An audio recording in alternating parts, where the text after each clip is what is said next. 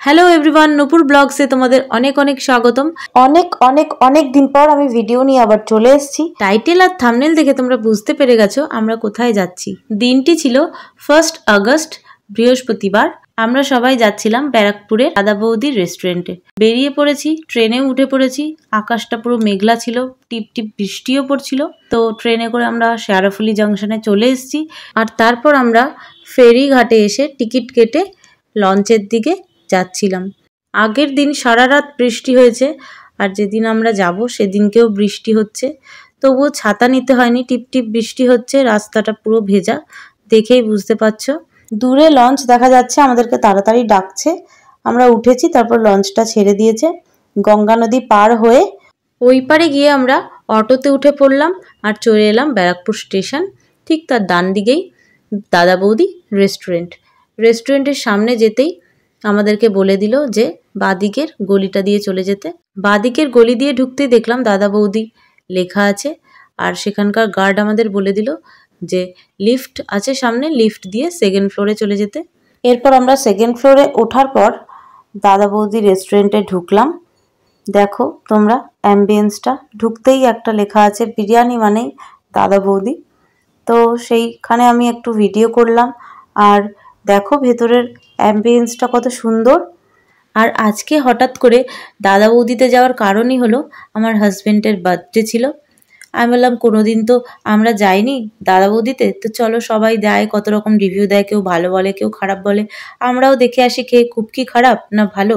এই জন্য আরও বললো চলো কোনোদিন যখন আসিনি যাব। তো আমরা এই দিনটাকেই বেছে নিলাম আসার জন্য। 12:30টার মধ্যে আমরা দাদা বৌদি রেস্টুরেন্টে ইন করে গেছিলাম। আর দেখলাম চারিদিকে ফাঁকা, শুধু একটা টেবিলে বসেই দুজন খাবার খাচ্ছিল। আর আমরা অনেকটা তাড়াতাড়ি গেছি বলেই ফাঁকা ছিল, ধীরে ধীরে আরও ভিড় হচ্ছিল। আর আমরা এদিকে দেখছিলাম যে কি খাওয়া যায়। মেনু কার্ডটা তোমাদের জন্য দিয়ে দিলাম, পজ করে দেখে নিও তোমরা। মকটেলের জন্য আলাদা মেনু কার্ড রয়েছে, সেটাও তোমাদের দিয়ে দিলাম, তোমরা দেখে নিতে পারো পজ করে। আর আমার হাজব্যান্ড ওইদিকে বসে বলছে তোমরা যা খেতে চাইবে সেটাই খাওয়াবো, তোমরাই অর্ডার দাও। আমরা তাই অর্ডার দিয়েছিলাম আর বসে আছি, এবার কখন আসবে খাবারের জন্য ওয়েট করছি। আর প্রতীক্ষার অবসান ঘটিয়ে চলে এলো চিকেন তন্দুরি উইথ স্যালাড, আর তারপরে চলে এলো মাটন বিরিয়ানি। এরপর ওরা আমাদের প্লেটে বিরিয়ানিটা সার্ভ করে দিচ্ছিল। মাটনগুলোর সাইজ খুবই বড় ছিল, আর আলুও যথেষ্ট বড় ছিল, আর বিরিয়ানির কোয়ান্টিটি অনেকটাই ছিল। আমার পেট ভরে গিয়েছিল। আর তোমরা যদি আমার নিজস্ব ওপিনিয়ন চাও, দাদা বৌদির বিরিয়ানি যথেষ্টই সুন্দর খেতে, আর তন্দুরি চিকেনটাও খুবই ভালো লেগেছে। আর হ্যাঁ, বিরিয়ানির সাথে স্যালাডও দিয়ে গিয়েছিল আলাদাভাবে। তো আমার তো দাদা বৌদির বিরিয়ানি খুবই ভালো লেগেছে।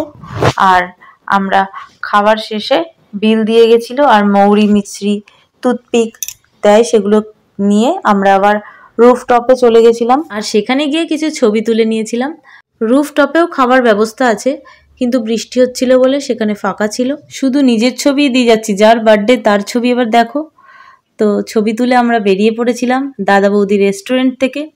আজকের ভিডিও এইটুকুই। ভালো লাগলে লাইক, কমেন্ট অ্যান্ড সাবস্ক্রাইব করে দেবে আমার চ্যানেলটা। আর যারা যারা ফেসবুক থেকে দেখছো তারা আমাকে ফলো করে দিও। এরকম নতুন ভিডিও দেখতে চাইলে আমাকে সাবস্ক্রাইব করো। তো চলো, বাই বাই।